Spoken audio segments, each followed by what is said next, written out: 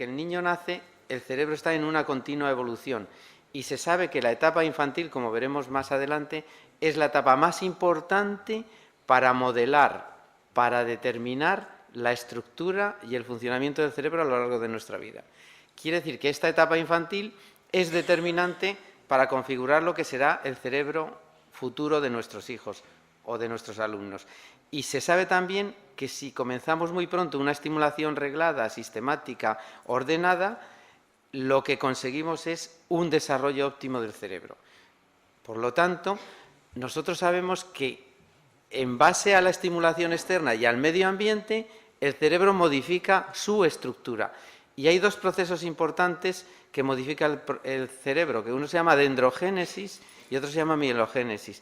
Lo digo rápidamente porque la idea que quiero transmitirle es que un niño que va a una escuela consigue que las neuronas del cerebro sean más grandes, que se comuniquen con otras, y el ejemplo que podría identificar esto es el ejemplo que pongo muchas veces, la diferencia que hay entre un árbol en otoño y un árbol en primavera. El árbol en otoño y en primavera es el mismo, pero un árbol en primavera es como mucho más grande, tiene más hojas, más ramificaciones. Pues eso es lo que hace la escuela en el cerebro.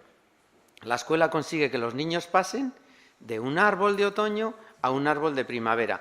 Mira, les quería poner un ejemplo de estas neuronas. Un niño que no ha ido al colegio puede tener una neurona así. Si va al colegio, se entrena y fíjese, imagínense que estos son raíces en lugar de árboles, pues hay muchas raíces.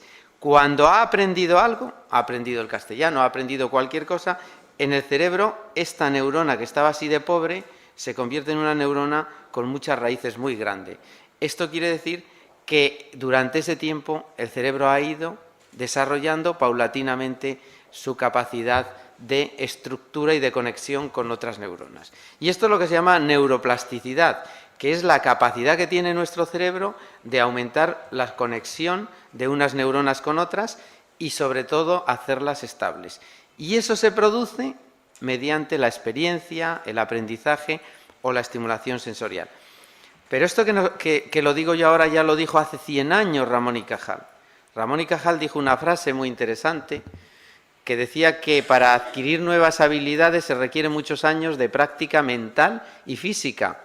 Y esto produce en el cerebro nuevas ramificaciones, aumento de neuronas, aumento de conexiones, es decir, otro cerebro distinto al que teníamos antes. Por eso es tan importante que nosotros entendamos que toda la actividad que vamos a realizar en los colegios y en nuestra casa, lo que va a hacer es aumentar la capacidad que tenemos de millones de neuronas que están ahí sin funcionar, que están hipofuncionantes. Cuando les damos estos estímulos, lo que hacen es que se ponen a funcionar y se ponen a conectarse unas con otras y se hacen estables. Es decir, el árbol se convierte en un árbol de primavera. Y esto solo se hace mediante entrenamiento repetitivo. Fran nos dirá la importancia que es el entrenamiento en los deportes. Pues en el cerebro todavía más. Esto se hace con fuerza de voluntad, con constancia, con todos los días. Los niños no aprenderían si no van todos los días al colegio. Y cuando digo todos los días, es todos. Y verán por qué cuando les explique los estudios que hacemos nosotros en este sentido.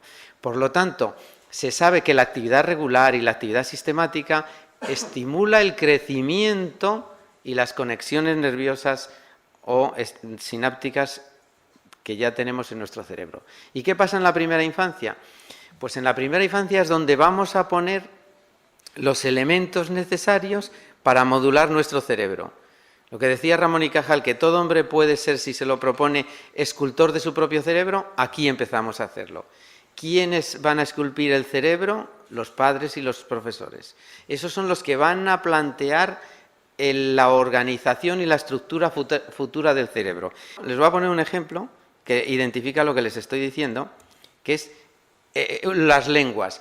Alguien ha dicho en la vida que el saber no ocupa lugar. Pues es una chorrada, se ocupa mucho, pero muchísimo lugar. Fíjense, por ejemplo, este cerebro de esta persona que está aquí, que ocupa, el de la derecha, si aprende inglés y castellano, ocupa el inglés igual que el castellano. Pero en cambio en el de la izquierda, que es un niño bilingüe materno, Pues los dos idiomas ocupan el mismo espacio. Quiere decir que si nosotros enseñamos a nuestros niños, y ustedes pueden decidirlo, ustedes pueden hacer a sus hijos un cerebro multilingüe o monolingüe, como me hizo a mí Franco. Me hizo muchas cosas, pero me hizo monolingüe, porque no me daba otra posibilidad. Por lo tanto, se puede hacer. Y si ustedes hacen multilingües a sus hijos, pues sabrán que en esta etapa la capacidad que van a tener es ilimitada para aprender idiomas. Y si los hacen en la etapa ya de la adolescencia, pues ya ocupa mucho espacio un idioma ya a partir de la adolescencia. No tanto como cuando somos adultos, pero sí que ocupa mucho espacio. Por lo tanto, tienen también que saber cuándo hay que enseñar a nuestros hijos y qué tenemos que enseñar a nuestros hijos. En este sentido, se sabe que el bilingüismo aumenta, por ejemplo, la conectividad cerebral y el bilingüismo aumenta la actividad del hemisferio derecho. Y se sabe también, este es el ejemplo que les estaba diciendo. Fíjense, cuando tenemos un solo idioma, este es el hemisferio derecho. Fíjense en este punto y en este punto. Solo por aprender otro idioma hay un aumento enorme de la actividad del otro hemisferio. Quiere decir, fíjense la importancia que tiene aprender otro idioma para el desarrollo del cerebro.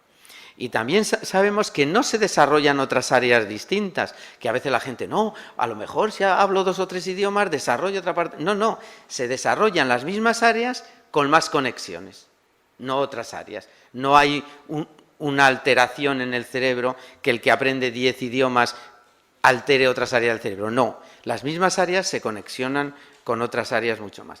Y se sabe también que el hablar varios idiomas aumenta no solo la capacidad de percepción, la atención dividida de los niños, sino que aumenta también el desarrollo cerebral.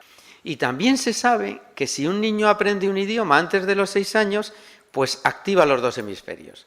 Y si lo aprende después de los 6 años, pues activa principalmente el hemisferio izquierdo. O sea que ya tenemos conocimientos para saber cómo mejorar la actividad del cerebro de nuestros niños y cómo mejorar áreas concretas del cerebro. Si ven esta imagen, lo que quiero decir en esta imagen es que el idioma, hasta los 7 años, lo ven aquí, hasta los 7 años, pues tiene un periodo crítico donde el idioma que aprendan lo van a aprender, porque tiene un periodo crítico, pero ya cuando llegamos, pues fíjense, hasta los 17 o a los 18, 19 o 20 años, la capacidad que tenemos de aprender un idioma es muy baja, no es tan alta como en las primeras etapas. Otro aspecto importante es obvio que es el entrenamiento cognitivo y hay técnicas que valoran el entrenamiento cognitivo. Hemos hecho un estudio en el cual hemos conseguido aumentar en 5 puntos el cociente intelectual solo entrenando a los niños en atención, en procesos de atención solo atención, y se sabe la importancia que tienen. A la vista de esto, mi punto de vista es que los profesores deberían generar atención teniendo contenidos cortos y en poco tiempo.